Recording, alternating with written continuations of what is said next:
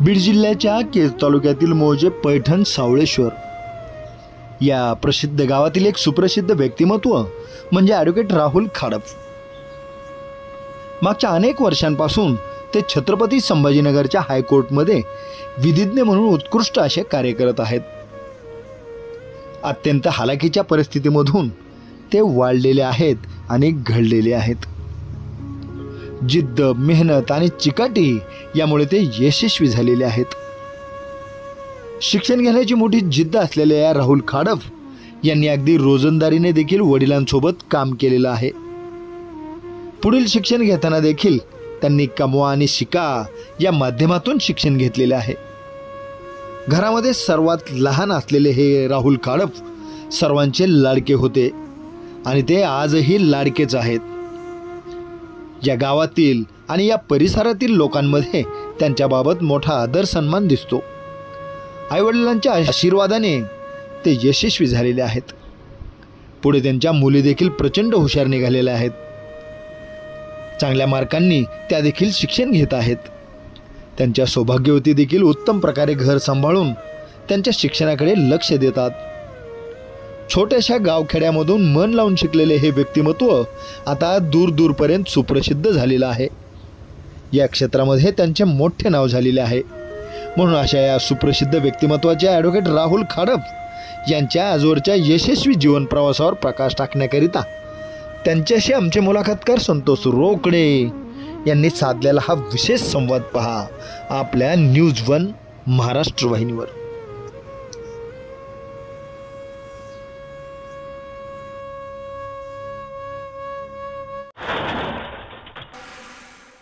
नमस्कार, माझं नाव ॲडव्होकेट राहुल खाडप। माझं मूळ गाव पैठण सावळेश्वर तालुके जिल्हा बीड येथील असून माझ्या वडिलांचं नाव दत्तात्रय मुकिंदा खाडप आहे आणि आईचं नाव प्रयागा दत्तात्रय खाडप आहे।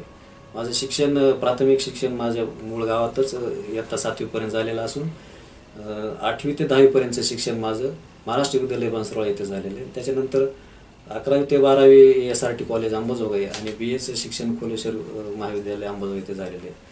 त्याच्यानंतर 2003 ते 2006पर्यंत LLBचं शिक्षण मी परभणी येथील शिवाजी लॉ कॉलेजमधून घेतलेलं असून 2006 पासून ते आजपर्यंत मी माननीय उच्च न्यायालय खंडपीठ औरंगाबाद येथे वकिलीचा व्यवसाय करत आहे।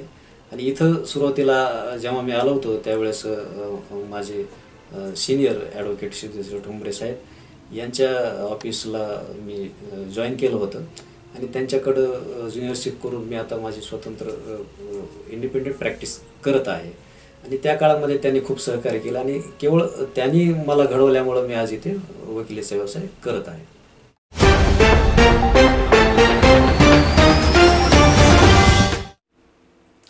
आयुष्यामध्ये नेमकं आपल्याला काय मिळणार आहे हे आपल्याला निश्चितपणे माहीत नसतं, पण एक मात्र माहीत असतं की जे काही मिळेल ते माझ्या कष्टातनं मिळेल। जी माणसं स्वतःच्या कष्टावर कर्मावर विश्वास ठेवतात त्यांना एक दिवस त्यांचं यश मिळतंच। कारण कुठलीच गोष्ट या ठिकाणी कुणावर डिपेंड राहून पूर्ण होत नसते, तर त्यासाठी सतत रात्रंदिवस काम करावं लागतं, झगडावं लागतं आणि मग की तुमची ओळख होते अगदी एक सक्सेसफुल मॅन अशी। कारण जी व्यक्ती एखाद्या विशिष्ट उंचीवर गेलेली असते त्या व्यक्तीने अनेक गोष्टींना ती व्यक्ती सामोरी गेलेली असते आणि मग त्या व्यक्तीच्या नावाचा बोलबाला होतो। कारण एक काळ असा असतो की ज्या वेळेला आपल्याकडे काही नसतं, कोणी विचारत नाही, आणि ज्या वेळेला असतं त्यावेळेला अनेकांना वाटतं की ती व्यक्ती माझ्या जवळची आहे। आणि मग हे यश काय असतं हे मुलाखतीच्या माध्यमातून आपण मांडण्याचा प्रयत्न मागच्या अनेक वर्षापासून केलेला आहे। सर, मुलाखतनामा या महाराष्ट्रातील लोकप्रिय कार्यक्रमात तुमचं स्वागत। सुरुवात करूया आज विधी क्षेत्रामध्ये छत्रपती संभाजीनगर नाही का, अगदी इथल्या हायकोर्टमध्ये अगदी चांगलं काम करतायत, अगदी मन लावून काम करतायत आणि पाहता पाहता स्वतःचं एक वेगळं नाव तुम्ही निर्माण केलं आहे। परंतु सुरुवात जी आहे ती अगदी गावखेड्यातली आहे। अगदी विचारावं वाटतं की केज तालुक्यातील पैठण सावळेश्वर नाही का या गावचे आपण। पैठण या गावामध्ये जे बालपण गेलं काय सांगाल नेमकं की तुमचं खाडप कुटुंब चित्र कसं आहे, नेमकं त्या काळातलं नेमकं ते कुटुंब कसं होतं, काय नेमक्या आठवणीत? नमस्कार, माझं नाव राहुल दत्तोबा खाडप। इसवी सन 2006 पासून मी उच्च न्यायालय खंडपीठ औरंगाबाद येथे वकिली व्यवसाय करत आहे आणि तेव्हापासून आज तागायत मी इथं वकिलीचा व्यवसाय करत आहे. सर, गावाकडचे दिवस कसे होते त्या काळात ते सांगा. गावाकडेचे दिवस लहानपणी खूप चांगले दिवस होते त्या काळामध्ये. लहानपणी कारण त्यावेळेला मोबाईल वगैरे हे काही गोष्टी नव्हत्या, तर त्यावेळेला खेळण्यासाठी वेगवेगळ्या विटूदांडूचा खेळ असेल, त्याच्यानंतर कबड्डीचा खेळ असेल, खो खोचा खेळ असेल, हे असे वेगवेगळ्या प्रकारचे खेळ होते आणि त्या काळामध्ये खेळण्यासाठी भरपूर वेळ असायचा. तुमचं जे खाडो कुटुंब आहे तिथलं पैठणमधलं, काय काय ओळख आहे नेमकं कुटुंबाच्या, आणि त्या काळात तुमच्या कुटुंबामध्ये कसं होतं नेमकं? तर त्या मुळामध्ये आमचं जे कुटुंब आहे ते मूळ लखमापूर जे गाव आहे आमचं लातूर जिल्ह्यामध्ये, आणि ते आमच्या आजोबाचे कुणीतरी आजोबा वगैरे या गावामध्ये आलेले आहेत आणि तेव्हापासून आम्ही तिथं वास्तव्यास आहे. परंतु मग तुम्ही लखमापूरचे आणि मग तुमचं जिथं कोणीतरी आलं होतं नाही का, आजोबा वगैरे असं? हो, आजोबांचे वडील वगैरे. अच्छा, फार जुनी गोष्ट आहे. जुनी गोष्ट आहे फार. आणि तुम्ही मग खरं तर पैठणचे मग अगदी स्थायिक झालेले. काय लहानपणी गाव कसा होता, कुटुंबातले सदस्य काय नेमकं आठवणी? लहानपणी गाव खूप चांगलं होतं आणि आज पण चांगलेलं आहे. कुटुंब पण खूप चांगलं आहे, कुटुंबातले सदस्य पण चांगले आहेत.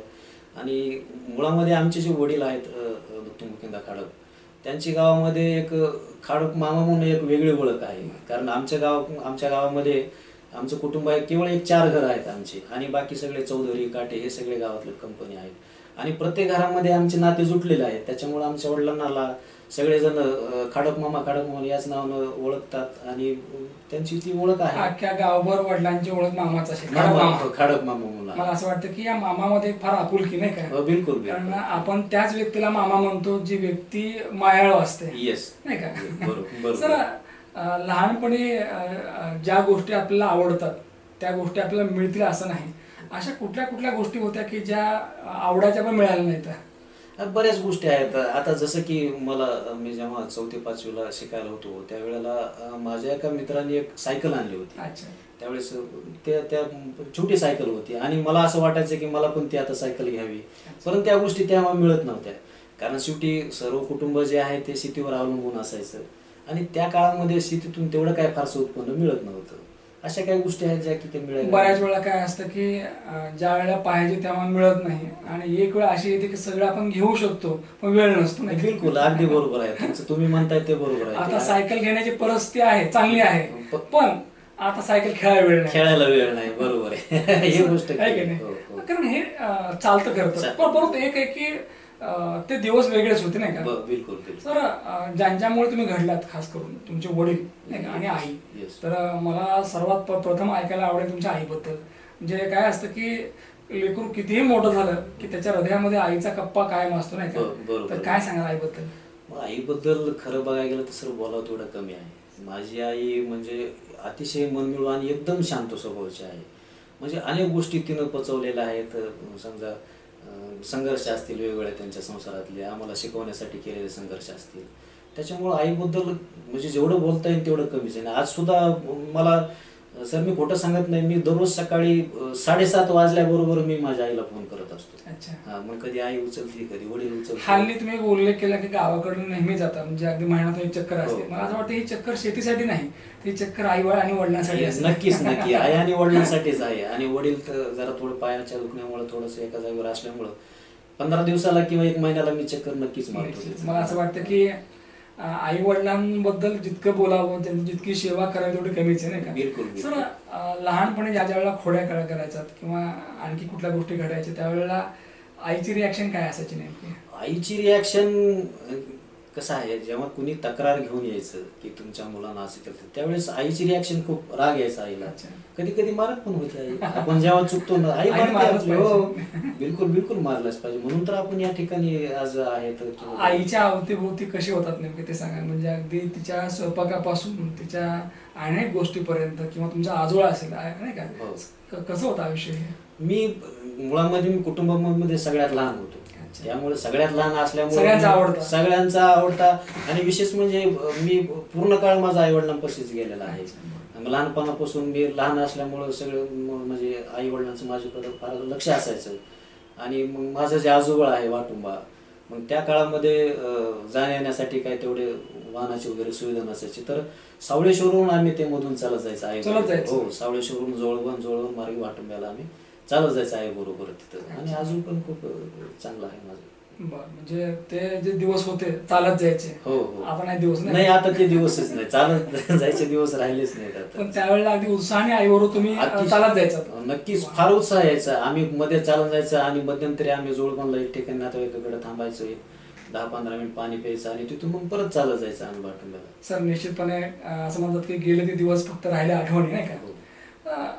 अगदी विचारावंसं वाटतं, जसं तुम्ही आईबद्दल भरभरून बोललात, अगदी आजोळच्या आठवणी असतील, नाही का, किंवा गावाकडल्या आठवणी असतील, वडील, कारण असं म्हणतात की आईनंतर दुसरी बाजू कोणती असेल तर आपले वडील असतात. आणि देव आहे की नाही माहीत नाही, परंतु आपले वडील हे आपल्यासाठी देव असतात. नक्कीच. तर या देव माणसाने तुमच्यासाठी काय काय केलं नेमकं? खूप मी सांगतो माझ्यासाठी वडिलांनी आमच्या, मी तर तुम्हाला म्हटलं की पाठीमागं त्या काळामध्ये शेती तर भरपूर, परंतु उत्पन्न तेवढे काही फारसे नाही घ्यायचे नाही. तर अशा वेळेला काही काळ वडिलांनी रोजाने पण काम केलेलं आहे. समजा लाकडं तोडण्यासारखी जे काही गोष्टी असतात हे ते काबाड कष्ट केलेले आहेत खूप. आणि शेतीमध्ये पण एवढी त्यांनी खूप मेहनत घेतलेली आहे, शेती चांगली डेव्हलप केलेली आहे. अख्खा गाव त्यांना मामा म्हणायचं, खडप मामा. तुम्ही काय म्हणायचं? मी बाप्पा म्हणतो. बाप्पा? हो हो. बर, मग लहानपणी आपण जेव्हा तुलना करतो नाही का की तू कोणाचा आहेस, हो, तुम्ही काय उत्तर द्यायचं नेमकं? तर मी दत्तू मामाचा, कारण त्यांना गावामध्ये दत्तू मामा असं म्हणायचं आणि आज मी म्हणतात दत्तू मामा. दत्तू मामा, खडप मामा, मामा. मामा. अच्छा, म्हणजे एक वेगळी मजा होती. वेगळी बिलकुल वेगळी होती. बर, मग वडील काम करायचे, कष्ट करायचे, काबाड कष्ट करायचे, हे तुमच्या डोळ्यांतून पाहिलेलं आहे. नक्कीच. ज्या वेळेला आपला बाप कष्ट करतो त्यावेळेला निश्चितपणे आपल्या मनात काहीतरी वेगळं वादळ सुरू असते, नाही का? तर तुम्हाला काय वाटायचं नेमकं त्यांना पाहून? मला असं वाटायचं की त्यांनी जे कष्ट केलेले आहेत त्या कष्टाचं चीज व्हायला पाहिजे. कारण ते आपल्या शिक्षणासाठी एवढी मेहनत घेतात, कष्ट घेतात. किंवा आता शेतीत तुम्हाला माहिती आहे सर, संध्याकाळी दारीवर भिजण्यासाठी जावं लागते, दिवसभर काबाड कष्ट करावं लागते. आणि त्यांच्या काहीतरी कष्टाचं चीज व्हायला पाहिजे. आणि ते आपल्याला शिक्षणासाठी पैसे पुरवतात मेहनत घेऊन, तर त्याचं काहीतरी चीज व्हायला पाहिजे. या दृष्टीने मी हमेशाच प्रयत्न केले आहेत आणि त्याचं फळ मला दिसते. शिक्षणामध्ये जेव्हा कमी जास्त व्हायचं, हे कमी जास्त झालेलं वडिलांना कळायचं का नेमकं? नाही, वडिलांना कळायचं, पण ते तेवढ्या बाबतीत ते काय फारसे विचारायचे नाही. ते फक्त वर्षातून एक वेळेस एकच विचारायचे की पास झाला काय. आता काय की बाप बी हुशार आहे, लेकरे हुशार येते, त्यामुळे लेकरे काय करते हे बापाला कळतं. 95 स्कोर आहे का, 90 आहे का, 80 आहे, नाही बरोबर. पण तो काळ असा होता की चाललंय पोरं चाललंय, ते नेमकं काय करायला माहित नव्हतं. मग सर, या सगळ्या परिस्थितीमध्ये म्हणजे तुम्ही फक्त अभ्यास केला का मग बाबा म्हणजे तुमच्या बाप्पांबरोबर काम पण करायचं? मग हो, मी अभ्यास तो करायचो, पण जेव्हा मी सुट्टीला यायचो गावाकडे, तर उन्हाळ्यामध्ये मी शेतात पूर्ण काम करायचं. किंवा दिवाळीच्या सुट्टीमध्ये असेल तेव्हा मी शेतामध्ये काम करायचं. किंवा शनिवार रविवारी कधी सुट्टीला आला तर शेतामध्ये काम करायचं. म्हणजे ते काम करताना कधी कमीपणा वाटला नाही असं? बिलकुल नाही. काय कुठली कामं केली आणि मग आज ती केलेली कामं जमतात का ते सांगा? हो, नक्कीच जमतात. मी तुम्हाला खोटं सांगत नाही सर, मी त्या काळी 6 बैली नांगर आणलेला.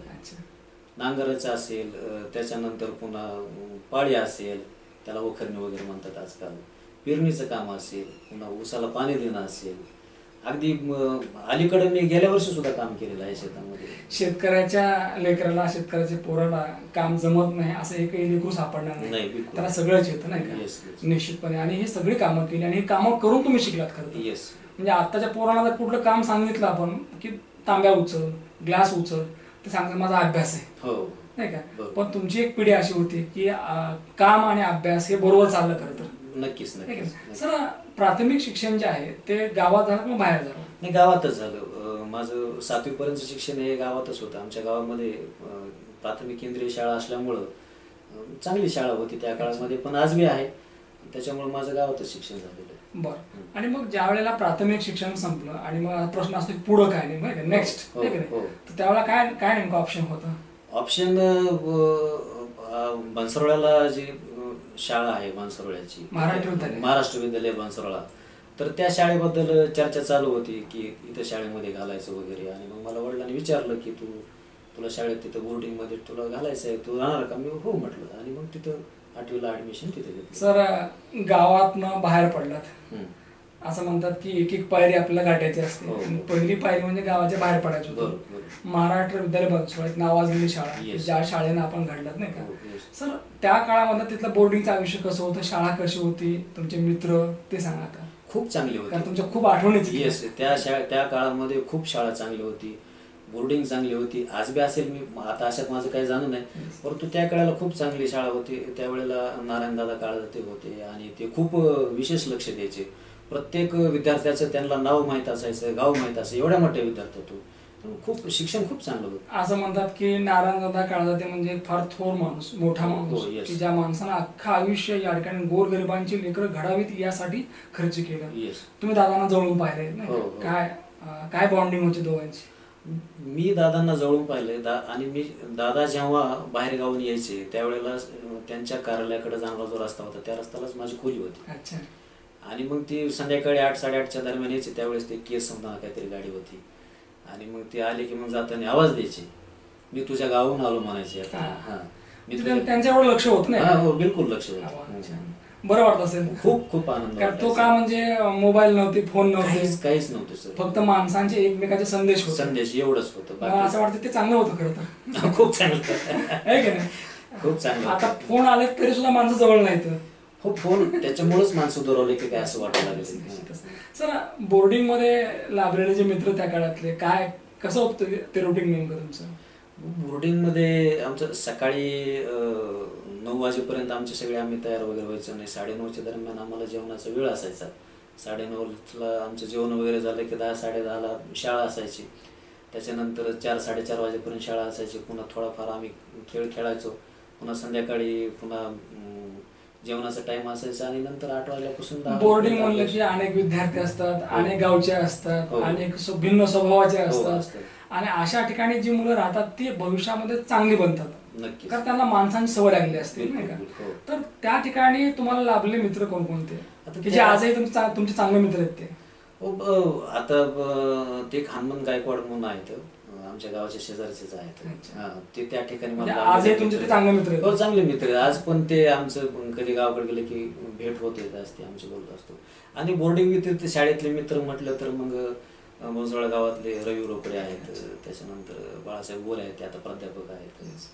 ते माझे खूप अनेक चांगले मित्र तुम्हाला भेटले हो, खरं हो, तर. आणि नक्कीच. तुमचे मित्र देखील आज चांगल्या ठिकाणी काम करतात नाही का, Yes, yes. विविध क्षेत्रामध्ये. Yes. सर बोर्डिंग म्हणलं की धाक असतो हो. आणि कोणीतरी एक लागतो नाही हो, का, हो. की आई वडिलांच्या नंतर हो, हो. की जो आपल्याकडनं अभ्यास करून घेतो, हो. शिस्त लावतो. हो. अशी व्यक्ती कोण होती मग? तिथं ठोंबरे बापू म्हणून होते त्या अच्छा. काळामध्ये. त्यांचा धाक होता असं? त्यांचा धाक होता. त्याच्यानंतर राऊत सर होते आमचे. अच्छा. ते रोज- जी व्यक्ती धाक दाखवते त्या व्यक्तीचा आपला त्यावेळेला राग येतो नाही का, हो, पण नंतर येतो. वाटतं की चांगलं झालं नाही, आपलं. नक्कीच वाटतं. आणि याच्या व्यतिरिक्त शाळेमध्ये म्हणजे शाळेमध्ये जे गुरुजी होते त्यांच्यापैकी तुमचे आवडते गुरुजी कोण होते? मला शाळेमध्ये शिकवत असताना शिकायला असताना नाना गुरुजी म्हणून होते त्यावेळेस. अच्छा. हा. म्हणजे तुमचे ते आदर्श सर होते. आदर्श सर होते. बरं. हा. त्याच्यानंतर तांबारे सर होते. सर हे झालं तिथला माहोल, पण एक विचार असं वाटतं की अभ्यासामध्ये कसे होतात नेमके, म्हणजे अभ्यासाचा प्रोग्रेस काय होता नेमका? मग अभ्यासामध्ये चांगला प्रोग्रेस होता. अच्छा. हा. जे विषय होते रुटीन मध्ये त्यातला आवडता विषय कोणता होता? मला 10वीच्या काळामध्ये आवडतीचा जो विषय होता तो माझा त्यावेळेला बीजगणित आणि भूमिती असे 2 वेगळे हा, सब्जेक्ट. yes, yes, yes. तर भूमितीमध्ये मला फार म्हणजे तुम्हाला भूमिती जो विषय किचकट आहे तुम्हाला तो आवडायचा. हा. सर या बोर्डिंगच्या आयुष्यामध्ये म्हणजे अगदी ते जे तो काळ होता 8 ते 10चा, गावाकडे केव्हा यायचं? मी गावाकडं कधीतरी महिन्यातून एक चक्कर असायची. एक चक्कर असायची. महिन्यातून. मग गावाकडे नेहमी यायला आवडायचं का नको वाटायचं? आवडायचं. गावाकडे आवडायचं. जायला खूप आवडायचं. अच्छा. गावाकडे खूप जायचं. मग आम्ही कधी कधी बनसोडातून एक मधुर पाऊल वाट आहे, आम्ही चालत पण जायचं कधी कधी गावाकडे. म्हणजे त्या काळामध्ये चालत जाणं असं काही वावगं वाटत नव्हतं. काहीच वाटत नव्हतं. पैसे पण वाचायचे आणि हो, ती हो. सवय पण होती नाही हो, का, हो. दोन्ही गोष्टी दोन्ही होत्या. होते. सर असं म्हणतात की 10वी पर्यंत अगदी चाललं असं सुरळीतपणे आपलं. 10वी जेव्हा पास झाला त्यावेळेला नेक्स्ट प्लॅन काय होता, म्हणजे काय होतं डोक्यात? म्हणजे अगदी वकील होणं हे अगदी ठरलं होतं का? नाही, त्यावेळेला डीएड करायचं असं ठरवलेलं होतं. अच्छा. पण म्हणजे गुरुजी व्हायचं होतं. गुरुजी व्हायचं होतं. बरं. गुरुजी व्हायचं होतं, पण त्यावेळेला तो डीएड नंबर लागला नाही, काही मार्क कमी पडल्यामुळे. म्हणजे त्यासाठी तुम्ही प्रयत्न केले होते? प्रयत्न केले होते. आणि मग नंतर पुन्हा BA ला ऍडमिशन घेतलं. BA ला ऍडमिशन घेतलं. BA जेव्हा तुम्ही केलं त्या काळामध्ये म्हणजे अगदी हे सहज दररोज कॉलेज होतं का मग काम करून होतं? नाही, दररोज कॉलेज होतं. दररोज कॉलेज केलं तुम्ही? दररोज कॉलेज होतं. आणि मी BA ला असताना अंबाजोगाईला एक अभिजित पुस्तकालय म्हणून Yes, yes, तिथे मी आहे. पार्ट टाइम जॉब करायचो. बरं. हो.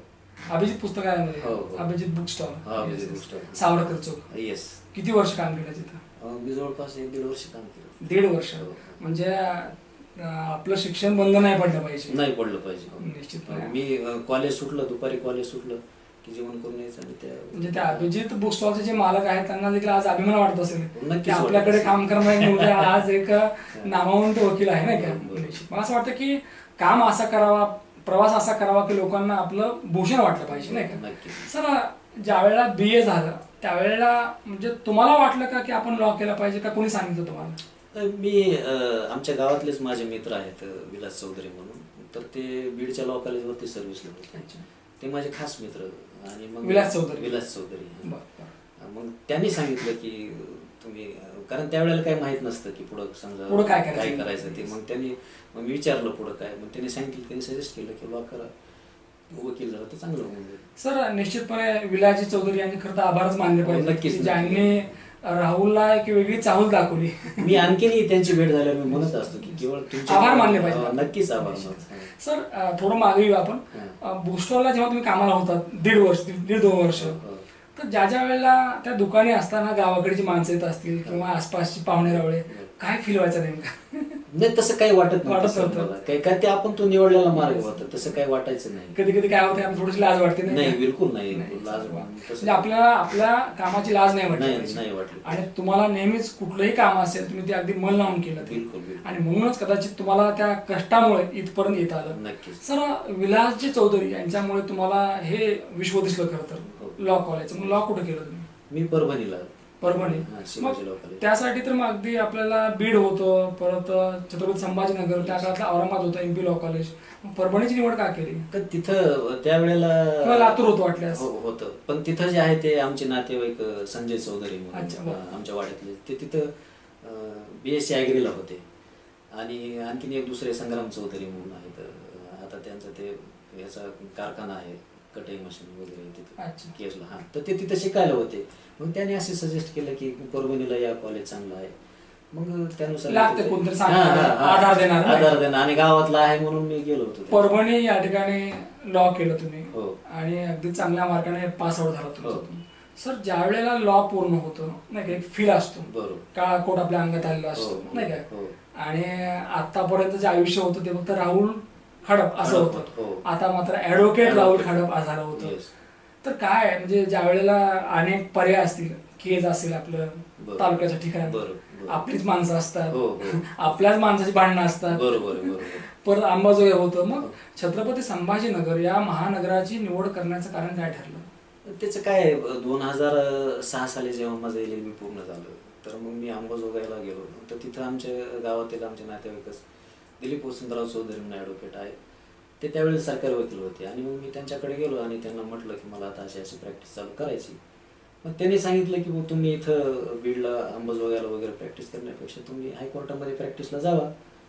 आणि मग त्यांनी सांगितल्यामुळे मी इथं आलो. म्हणजे त्यांनी सजेस्ट केलं तुम्हाला आणि तुम्ही मग या छत्रपती संभाजीनगर इथल्या हायकोर्टाची तुम्ही निवड केली. इथं तर प्रचंड मोठी स्पर्धा नाही का, अगदी महासागर असं म्हणूया आपण नाही का.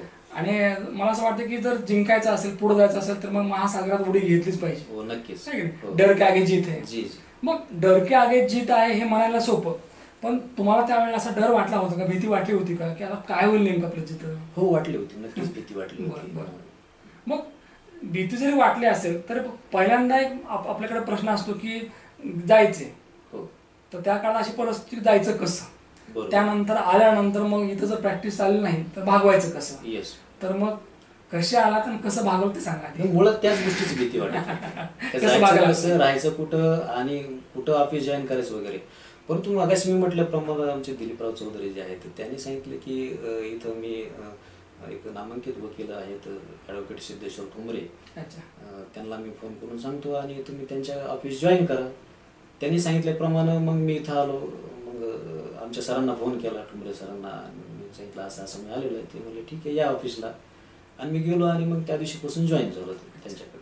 ॲडव्होकेट सिद्धेश्वरजी ठोंबरे. येस. बरं. आणि मग खऱ्या अर्थानं तुम्हाला या महानगरामध्ये लाभले पहिले गुरु महानगरामध्ये. ज्या गुरुने तुम्हाला मार्ग दाखवला खरं तर. मार्ग दाखवला आणि जवळपास 10 ते 12 वर्ष मी त्यांच्याकडे प्रॅक्टिस केली. त्यांनी खूप सहकार्य केलं आणि केवळ मी त्यांच्यामुळे इथं उभा आहे हे मला. सर एक काळ असा होता की कंडिशन नव्हती चांगली. हो. आता कंडिशन अशी आहे की एअर कंडिशन आहे. हो.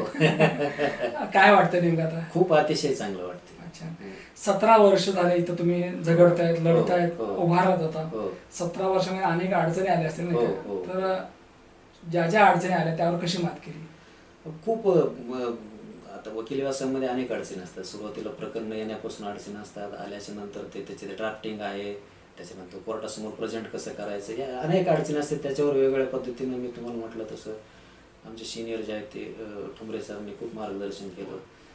त्याच्यानंतर आमच्या गावातलेच ॲडव्होकेट DJ चौधरी साहेब आहेत, त्यांनी पण खूप मार्गदर्शन केलं. त्यांनी पण मला वेगवेगळे प्रकरण हाताळायला दिले आणि त्याच्यातून मी शिकत गेलो पुढं. आणि त्याच्यामुळे जो शिकतो तोच टिकतो. हो. शिकलं पाहिजे नाही का? आणि असं म्हणतात की सतत तुमच्यामध्ये तळमळ पाहिजे अशी. सर एक आहे की तुम्ही इतक्या मोठ्या शहरामध्ये आलात पण तरी सुद्धा गावाकडची जी नाळ आहे तुमची ती कायम राहिली. खरं काय कारण नेमकं असं? कारण काय होतं की आपण जेव्हा पुढे जातो परिस्थिती बदलत जाते नाही का? बरोबर. त्यावेळेला आपल्याला गाव आठवत नाही, गावची माणसंही आठवत नाहीत, घरही दिसत नाही पण आपल्याला. तुम्हाला मात्र हे सगळं स्पष्ट दिसतं. त्याचं कारण असं आहे की कारण आपला जन्मच मुळातला तिथला आहे. आपण त्या मातीत मोठे झालेलो आहे, त्याच्यामुळं ती नाळ काही तुटत नाही. आणि मी मगाशी म्हटलं तसं माझे खूप मित्र आहेत, चांगल्या चांगल्या पदावरती आहेत, शिक्षक आहेत, कोणी काय, त्यांचे हमेशा फोन येतात, आल्यावर भेटत जा वगैरे. कायम तुम्ही जोडल्या गेला? हा, कायम जोडल्या गेलो आहे. मध्यंतरी गावातल्या तरुणांनी एक कार्यक्रम ठेवला होता की जे गावचे भूमिपुत्र आहेत वेगवेगळ्या पदावर काम करतात, तर त्यावेळेला मला बोलावलं होतं, त्यावेळेला मी गेलो होतो. मला असं वाटतं की आपल्याच माणसाने आपला जेव्हा सन्मान केलेला असतो त्यावेळेला तो क्षण वेगळाच असतो, अतिशय वेगळा आनंदाचा क्षण असतो. कारण ज्या गावामध्ये आपण फिरलेलो असतो त्यावेळेस आपल्याला कधीच वाटत नाही की गावातले आपलेच माणसं आपला सत्कार करतील, असं कधी वाटलं नव्हतं. त्या सत्कार सोहळ्याला निश्चित तुमचे आई वडील असतील? हो, आई होती. आई होती. बरं. आता ज्या ज्या वेळेला गावाकडे जाता त्यावेळेला आई आणि वडील यांच्यावर तुमचा जो संवाद होतो तो काय असतो नेमका? खूप मी हमेशा गेल्याच्या नंतर अगोदर तर आईला विचारत असतो तब्येत कशी आहे, चांगली आहे, दवाखान्यात दाखवून घ्यायचं. म्हणजे तुम्ही तुमची जबाबदारी सोडलेली नाही? नाही, बिलकुल. आई आणि वडील हे दैवतच. दैवत, आणि मी सोडणारही नाही. अच्छा. ती माझी जबाबदारी. मला असं वाटतं खडप साहेब की तुम्ही काय कमवलं असेल तर तुम्ही तुमच्या आई वडिलांचे आशीर्वाद कमवले. खरं नक्कीच, दुवा कमवली. नक्कीच. कारण काय असतं की आपण आई वडिलांना कधी विसरायचं नसतं. नाही, नक्कीच नाही. तुमच्याकडनं तो आदर्श खरं तर घेण्यासारखा आहे. सर एक विचार असं वाटतं की जसे तुम्ही कर्तबगार आहात, गुणी आहात, तशी तुमची पुढची पिढी म्हणजे मुली देखील तुमच्या अगदी फार हुशार आहेत, परत तुमच्या सौभाग्यवती ज्यांचा तुम्हाला चांगला सपोर्ट असतो, तर त्यांच्याबद्दल काय सांगाल आता? खरं तर माझी जी सौभाग्यवती आहे अश्विनी, तिचा खूप मोठा सपोर्ट आहे. कारण काय असतं, सुरुवातीला वकिली व्यवसायाचा काळ खूप कठीण असतो, खडतर असतो, अतिशय खडतर असतो. मग संसार चालवण्याच्या वगैरे ह्या फार मोठे आव्हान असतात. त्या काळामध्ये तुम्ही खूप सपोर्ट केलेला आहे आणि आजही तिचा खूप सपोर्ट असतो. मला कुठलाही वेळ देता येत नाही घरी मुलांकडे मुलींकडे, पण तिचं खूप लक्ष असतं घरामध्ये, किंवा बऱ्याच गोष्टी असतात ते परस्पर करून घेते. शाळेत जाणं असेल किंवा आणखी लेकरांना सोडणं असेल क्लासेसला वगैरे. आणि मी तर म्हणतो की माझ्यापेक्षा जास्त तिच्या संस्कारामुळे आणि तिच्या शिस्तीमुळेच आज मुली घडत आहेत. तुमच्या मुलीने नुकतेच आपल्या CBSE पॅटर्न नुसार 10वीला 95% घेतले का? येस, हो. अगदी तुमचंही अभिनंदन, तुमच्या लेकीचं अभिनंदन. धन्यवाद. नाही का सर, एक विचार असं वाटतं आपली सामाजिक बांधिलकी आपण नेहमी जपली पाहिजे, जशी तुम्ही जपता नेहमीच. येस. तर काय सोशल टच काय असतं नेमका? सोशल टच म्हणजे काय असते की आपल्यापेक्षा जे वयोवृद्ध आहेत त्यांना मान सन्मानाची वागणूक देणं. समजा आपले आई वडील असतील, आपले नातेवाईक असतील, आपले मोठे भाऊ असतील, तर त्यांना मान सन्मानाची वागणूक देणं गरजेचं आहे. आणि विदेश क्षेत्राच्या माध्यमातून अनेक जे लोक आहेत ज्यांना की न्याय हवा असतो त्यांना न्याय मिळवून देणे, मला असं वाटतं की हे सगळ्यात मोठं काम आहे. येस. कारण काय असते, बऱ्याच वेळेला शेतकरी असतात किंवा अडीअडचणी असतात लोकांच्या, कधी कधी फीस द्यायला पैसे नसतात किंवा मॅटर दाखल करण्यासाठी सुद्धा पैसे, अशा वेळेला तिथं थोडं सामाजिक बांधिलकी आपण काम करतो. तुमच्यामध्ये माणुसकी आहे सर, पहिली होती आणि आजही आहे. तुम्ही शहरामध्ये आलात पण तुम्ही माणुसकी विसरला नाही. खरं तर याबद्दल तुमचं अगदी कौतुक करावं थोडं कमी आहे सर. सर एक विचार असं वाटतं की या पूर्ण प्रवासाचं श्रेय आपण कोणा देऊ इच्छिता, म्हणजे कोणामुळे हा प्रवास घडला? या पूर्ण प्रवासाचं श्रेय माझे आई वडील, त्याच्यानंतर माझे विधी क्षेत्रातले गुरु सिद्धेश्वर ठोंबरे साहेब आणि माझी पत्नी अश्विनी, या लोकांना मी माझं श्रेय देतो. ॲडव्होकेट राहुलजी खाडप, निश्चितपणे या ठिकाणी या व्यक्तीचं जेवढं कौतुक करावं तेवढं कमी आहे.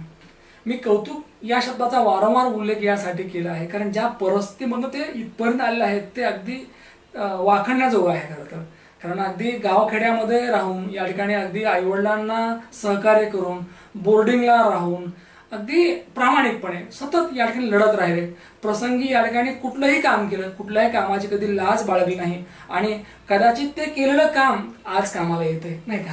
कारण आपलं कामच आपल्या कामाला येत असतं. कारण आपलं जसं कर्म असेल त्यानुसार आपलं आयुष्य घडत जातं. आज हायकोर्ट छत्रपती संभाजीनगर या ठिकाणी अगदी रात्रंदिवस या ठिकाणी लोकांना न्याय द्यायचा आहे, लोकांची कामं करायची आणि त्यासाठी माझा वेळ महत्त्वाचा नाही तर त्यांचा वेळ महत्त्वाचा आहे. कारण कुठलंही काम वेळेवर झालं तर त्या व्यक्तीला लवकर न्याय मिळतो आणि लोकांना, गोरगरिबांना, शेतकरी शेतमजुरांना न्याय भेटला पाहिजे ही भूमिका त्यांची असते आणि या भूमिकेवर ते नेहमीच ठाम असतात. या कामी त्यांच्या सौभाग्यवती असतील, त्यांच्या हुशार मुली असतील आणि त्याचबरोबर आई वडिलांची दुआ असेल, या सगळ्या गोष्टीमुळे हा प्रवास घडला असं ते सांगतायत. निश्चितपणे या ठिकाणी ॲडव्होकेट राहुलजी खाडप यांच्या जीवन कार्यावर टाकला प्रकाश प्रेक्षकांना आवडला असेल. परत भेटूया पुढच्या मुलाखतीमध्ये. तोपर्यंत पाहत राहा न्यूज1 महाराष्ट्र चॅनल. धन्यवाद. नमस्कार.